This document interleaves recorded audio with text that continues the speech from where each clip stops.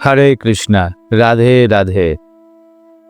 তিরুপতি বালাজি মন্দিরের এক সত্য ঘটনা। এই কাহিনী শুনে দেখুন, ভগবানও পর্যন্ত ভক্তের কাছে বকুনি খায়।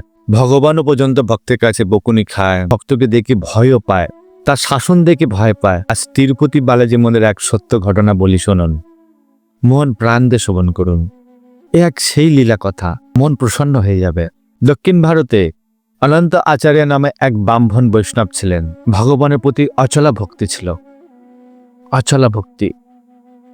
একদিন এই অনন্ত আচার্যা একদিন ভ্রমণ করতে করতে এই তিরুপতিতে আসেন। তিরুপতি বালাজিকে দর্শন করতে আসেন। আর যখন তিরুপতি বালাজি দর্শন করতে আসেন, পাহাড়ের উপরে তখন মন্দির। গরমের সময় তীব্র গরম, আর পাহাড়ের উপরে মন্দির মানে আরো প্রচন্ড গরম। অনন্ত আচার্য খুব গরম অনুভব করলেন, যে এত তীব্র ওয়েদার, এত তীব্র আবহাওয়া। তিরুপতি বালাজিকে দর্শন করে ওনার হৃদয় বিচলিত হয়ে গেল, যে আহা, এই পাহাড়ের উপরে আমার ঠাকুরজি, আমার তিরুপতি বালাজি এত গরমে কষ্ট করে থাকে। যদি ভক্তের হৃদয় ভাব দেখুন, অনন্ত আচার্য ভাবছেন, যদি আমার তিরুপতি বালাজির জন্য এই পাহাড়ের উপরেই কোনো যদি সরোবর করে দেওয়া যায়, তাহলে সেই সরোবরে খুব সুন্দর মিষ্টি সুস্বাদু জল থাকবে। সেই জলেতে, ঠান্ডা জলে তিরুপতি বালাজি, আমার ঠাকুরজি সেখানে স্নান করে খুব আনন্দ পাবে, খুব প্রসন্ন হয়ে যাবে। গরম থেকে অনেকটা কষ্ট থেকে রেহাই পাবে আমার বালাজি ঠাকুরজি। অনন্ত আচার্য মনে মনে ভাব জাগ্রত হলো, যে ঠাকুরজির প্রতি যদি এই সেবাটা করি, তাহলে আমার ঠাকুরজি খুব আনন্দ পাবে, খুব প্রসন্ন হবে।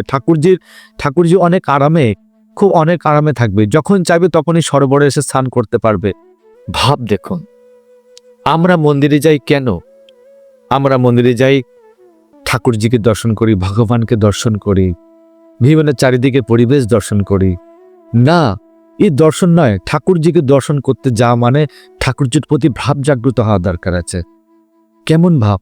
ঠিক এই অনন্ত আচার্য ব্রাহ্মণ বৈষ্ণবের মতন এরম ভাবনা পোষণ করুন, যে যখন যেখানেই যাই না কেন, যখন যেখানে যে কোনো মন্দিরে ভগবানকে দর্শন করে না কেন, তার প্রতি এরম স্নেহ, এরম ভালোবাসা, প্রেম প্রকট করা অবশ্যই দরকার।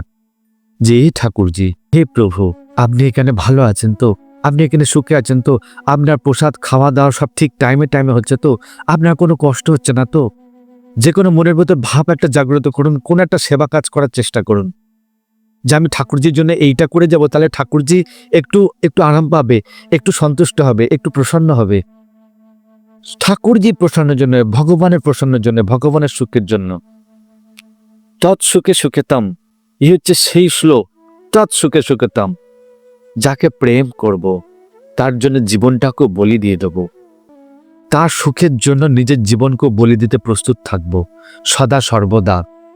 আর প্রেম তো কেবলমাত্র ভগবানের প্রতি হতে পারে, আর অন্য কোনো উপাসক, অন্য কোনো সাধনা, অন্য কোনো বস্তু, অন্য কোনো সম্পর্কের মধ্যে হতে পারে না।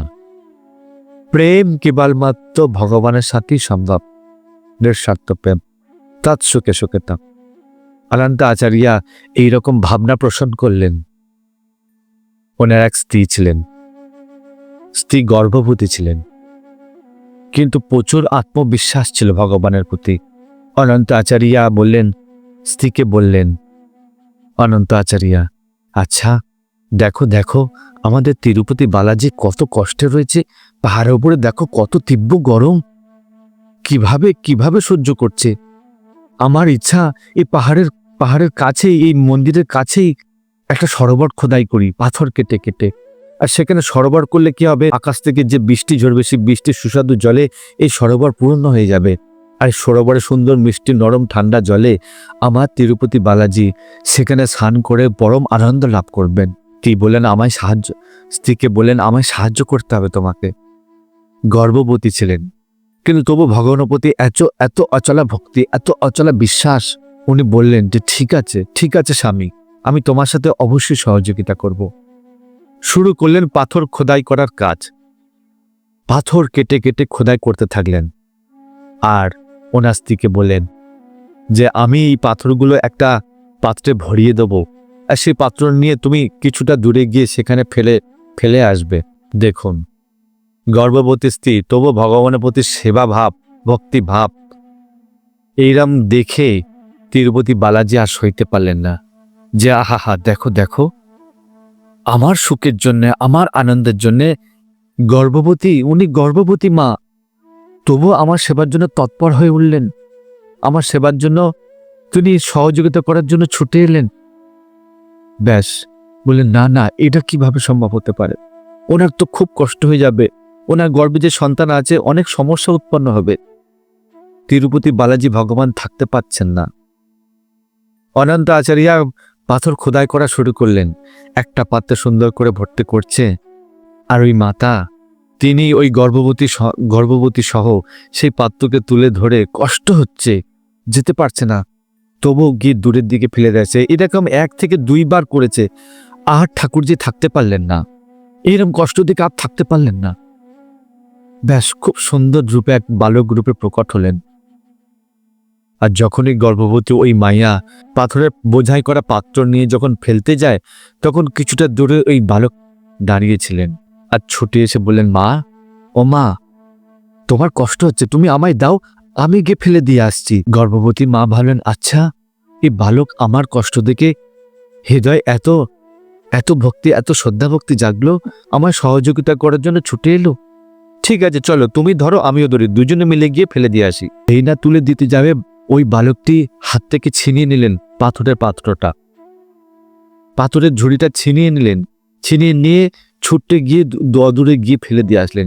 ফেলে দিয়েছে আবার হাতে দিয়ে বলেন, মা, এই নাও, নিয়ে যাও, আবার নিয়ে আসো। এরম ভাবে কয়েকবার চলতে থাকে। যতবারই মা ওই নিয়ে আসে পাথর ভর্তি ঝুড়ি, ততবার ওই বালক নিয়ে গিয়ে অতুরিকে ফেলে দিয়ে আসে। এদিকে অনন্ত আচার্য ভাবছেন যে আচ্ছা, আমি পাত্র ঝুড়ি ভরে ওনাকে দিতে না দিতেই আমার পরের ঝুড়িটা ভর্তি করার আগেই উনি চলে আসছে, এত তাড়াতাড়ি কিভাবে করছে? প্রশ্ন করল ওনার স্ত্রীকে যে আচ্ছা, আমি তোমার পাত্র ঝুড়িটা হাতে তুলে দিয়ে তোমাকে ফেলে দিয়ে আসতে বলছি, কিন্তু তারপরে আমি যে আরেকটা ঝুড়ি ভর্তি করে রাখবো, ঝুড়ি ভর্তি না হওয়ার আগে তুমি এত তাড়াতাড়ি কিভাবে, কোথায় ফেলছো, কোথায় পাথরগুলো ফেলছো? তখন ওনার স্ত্রী বললেন যে স্বামী, তোমার কাছে কি মিথ্যা কথা বলবো, তোমার কাছে মিথ্যা কথা, তোমার হচ্ছে মিথ্যা আর কি লুকাবো। এক বালক এসছে, সেই বালক জানে না কোথা থেকে আসছে, এত অপরূপ সুন্দর, এত অপূর্ব রূপ, এত মিষ্টি মুখ, এত সুন্দর মিষ্টি কথা, আমি মন্ত্রমুগ্ধ হয়ে গেছি। আর আমাকে ছুটে এসে বলল যে মা, আমাকে দাও, আমি এই পাথরগুলো নিয়ে ফেলে দিয়ে আসছি। আর সেই বালক আমার হাত থেকে ছিনিয়ে নিয়ে অদূরেকে ফেলে দিয়ে তাড়াতাড়ি নিয়ে চলে আসে। অনন্ত আচার্য অবাক হয়ে গেলেন, আরে, এরকম অপূর্ব সুন্দর বালক, এইরকম রূপের বর্ণনা দিচ্ছ, কে হতে পারে?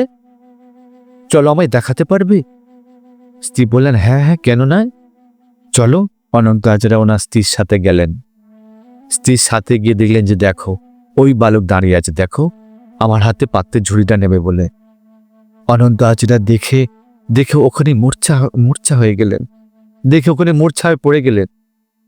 যখন চেতন ফিরলেন তখন ওনার স্ত্রীকে বলেছেন, এ তো আমাদের ঠাকুরজি, তিরুপতি বালাজি, এ তো আমাদের ঠাকুরজি। বালকের কাছে গিয়ে বললেন, হে প্রভু, তুমি আমাদের কাছে সহায়তা করতে আসছো? ঠাকুরজি বললেন, হ্যাঁ হ্যাঁ ব্রাহ্মণ বৈষ্ণব, তোমাদের সেবা দেখে আমি অত্যন্ত মুগ্ধ হয়ে গেছি। আর দেখো, আমার মাইয়া গর্ভবতী, আর তাকে কিভাবে কষ্ট দিতে পারি, ওই জন্য আমি সহায়তা করতে চলে এলাম। অনন্ত আচার্য রেগে গেলেন, না ঠাকুরজি, তোমার এরকম সহায়তা করা উচিত হয়নি, এই হচ্ছে আমাদের সেবা, আমরা সেবা করতে এসেছি, আর সেই সেবা তুমি আমাদের কাছ থেকে ছিনিয়ে নিতে এসছো। তোমার কাজ তো তোমার সেবা গ্রহণ করা, সেবা করা তো নয়, সেবা করা তো আমাদের কাজ, আর তুমি লুকিয়ে চড়ে আমাদের সেবা চুরি করতে এসছো। ঠাকুরজি বলছেন, না না, এরকম বলো না, সত্যি আমার খুব কষ্ট হচ্ছে, আমার মাকে এরকম কষ্ট করতে দেখে আমি কিভাবে সহ্য করতে পারি, তাই আমি সহ্য করতে পারিনি। তখন অনন্ত আচার্য রেগে গেলেন যে তুমি আমার কথা শুনবে না, আমার কথা শুনবে না, তুমি এই সেবাটুকুর অধিকারও আমাদের কাছ থেকে ছিনিয়ে নিতে চাও। বড় একটা লাঠি ছিল, সেই লাঠি তুললেন, সেই লাঠিটা তুললে ঠাকুরজিকে বললেন, যাও গিয়ে মন্দিরে চুপচাপকে বসে থাকো, একদম আমাদের সেবাতে কোনো আঘাত করবে না, আমাদের সেবাতে কোনো বিঘ্ন ঘটাবে না। আমাদের সেবা আমাকে করতে দাও। আর তোমার সেবা, তোমার তোমার কর্তব্য হচ্ছে তুমি তুমি রাজা, তুমি ধীরাজ এখানকার, তুমি বিশ্ব জগৎ পিতা, জগতের নাথ, তুমি তোমার কর্ম সেবা গ্রহণ করা, সেবা করা নয়। এই সেবার দায়িত্বটুকু যদি ছিনিয়ে নাও তাহলে তোমাকে এক্ষুনি আমি কি ডান্ডা দিয়ে পিটাবো। যাও আগে মন্দিরে যাও। ঠাকুরজি ভয় পেয়ে গেলেন, ভগবান ঠাকুরজি ভয় পেয়ে গেলেন তিরুপতি বালাজি। আর ভয় পেয়ে কিচ্ছুই বললেন না, কিচ্ছু বললেন না, শুধু চুপচাপ বললেন ঠিক আছে, ঠিক আছে, যেমন ইচ্ছা যেমন ইচ্ছা, আমি চলে যাচ্ছি, আমি চলে যাচ্ছি। দৌড়ে গিয়ে মন্দিরে গিয়ে বসে পড়লেন। দেখুন, ভগবান ভক্তের শাসনে ভয় পায় কেন জানেন? ভয় কেন পান জানেন? প্রেম, প্রেমের শক্তি, প্রেম যদি পরিস্ফুট হয়ে থাকে হৃদয়ে, ভগবান সেই শাসনকেও প্রেমেতে পরিণত করেন। ভগবান ভয়ও পাবেন, ভগবান মার খাওয়ার জন্য প্রস্তুত থাকবেন, ভগবান শাসন বকুনি খাওয়ার জন্য প্রস্তুত থাকবেন। কেন জানেন? শুধু প্রেমের কারণে। কারণে প্রেমের শাসন, প্রেমের বকুনি, প্রেমের ভয় দেখানো, প্রেমের মার খাওয়ানো, ঠাকুর এসব করতে খুব ভালোবাসেন, খুব ভালোবাসেন। ঠাকুর যে আর থাকতে পারলেন না মন্দিরে। সেই দিন ওই নগরের রাজাকে স্বপ্নে আদেশ করলেন যে আমার এক পরম ভক্ত আমার সেবার জন্যে, তার দুই স্বামী স্ত্রী মিলে আমার জন্য এক সরোবর খোদাই করছে। যাও, তোমাদের সমস্ত সৈন্য সামন্ত নিয়ে এসে যাও, আমার অনন্ত আচারের কাছ থেকে এই সেবা তোমরা নিয়ে এই সেবা সম্পন্ন করো। আমার ভক্তের ইচ্ছা পূর্ণ করতে হবে। সেই নগরের রাজা সমস্ত সৈন্য সামন্ত নিয়ে এসে সেই অনন্ত আচারিয়ার কাছ থেকে সেই সেবা গ্রহণ করে নিলেন। সূর্যোদয় থেকে সূর্যাস্ত পর্যন্ত এত সৈনিক লাগিয়েছে, এত কর্মচারী লাগিয়েছে, সারাদিনের মধ্যে সে সুন্দর সরোবর তৈরি করেছেন তিরুপতি বালাজির সুখের জন্য। জানেন, আজও পর্যন্ত সেই সরোবর রয়েছে, সেই সরোবর আছে যেখানে তিরুপতি বালাজি আজও পর্যন্ত সেই ভক্তের ইচ্ছা পূর্ণ করার জন্য সেখানে খুব সুন্দরভাবে স্নান করতে আসেন। এহেন ভগবান ভক্তের ইচ্ছার জন্য কি করতে পারেন দেখুন। এরকম ভগবানকে ভালোবাসবেন না? এরকম কোমল হৃদয় ভগবানকে ভালোবাসবেন না? যদি কেউ এক পা এগিয়ে যায় ভগবানের দিকে, ভগবান 10 পা এগিয়ে আসেন। 2 হাত বাড়িয়ে থাকেন, এসো জীব, এসো আমার কাছে এসো, একমাত্র আমিই আপন, যা আমি তোমার সাথে চিরজীবন থাকবো, অনন্ত জন্ম ধরে থাকবো। এই সংসারে কেউ সঙ্গে থাকবে না, কেউ সঙ্গের সাথী হবে না। সঙ্গের সাথী যদি হতে হয় কেবল আমি। আমাকে চেনো, আমার স্বভাব কি জানো? যদি কেউ নিমিত্ত মাত্র আমার সেবা করার জন্য 1 পা এগিয়ে আসে, আমি 10 পা এগিয়ে যাই। তার রাস্তা ক্লিয়ার করে দিই, খুলে দিই তার রাস্তা, সে যাতে আমার কাছে ফিরে আসতে পারে। কেমন লাগলো এই লীলা কথাটা? যদি ভালো লাগে তাহলে বেশি করে শেয়ার করুন। আর এইরকম সুন্দর সুন্দর লীলা কথা শুনতে চ্যানেলটিকে সাবস্ক্রাইব করে পাশে থাকুন। ভালো থাকবেন, সুস্থ থাকবেন। জয় তিরুপতি বালাজি মহারাজ কি জয়।